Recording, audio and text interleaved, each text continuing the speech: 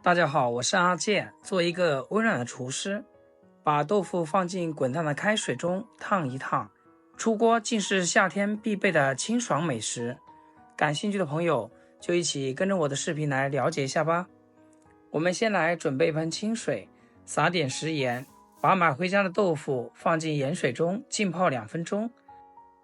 这个时候准备一锅清水，开大火将它烧开。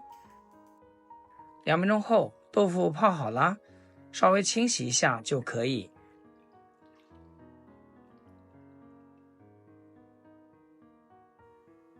捞出来直接放进开水锅里，给它焯烫一下，这样处理过的豆腐口感更嫩，也没有了生味，不管是凉拌还是做菜都非常适合。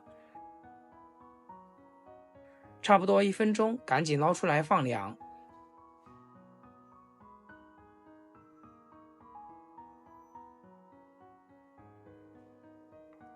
趁这个时间，我们来切点小料。一把洗净的小葱，只取葱白，给它切成葱花就可以。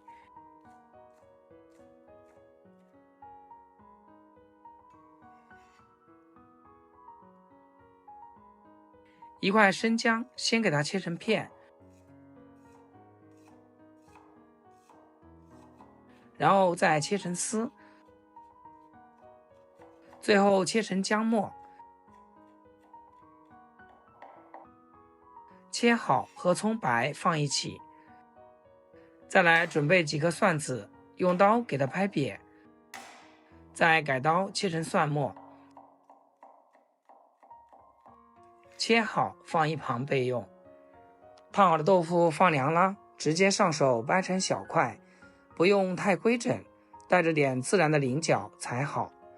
经过盐水泡的豆腐，这会儿豆香味特别浓，是那种干干净净的香，还混着点淡淡的盐味，清爽又实在。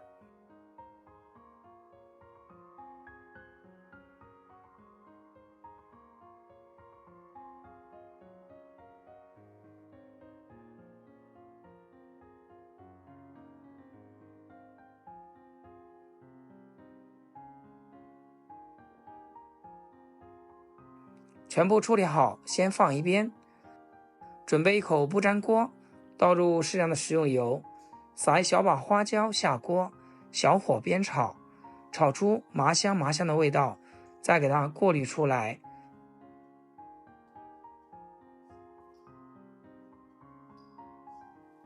接着下入葱姜蒜末，我比较喜欢带点辣味，这里就加点干海椒节一起煸炒。炒出香味之后，加一点点生抽，适量陈醋，盐就别放了，毕竟豆腐之前用盐水泡过，本身就已经带了底味，再加盐容易过咸，反倒盖过了豆腐本身的豆香。酱汁炒好后，直接淋在豆腐块上，顺着豆腐的缝隙往下流，看着就很有食欲。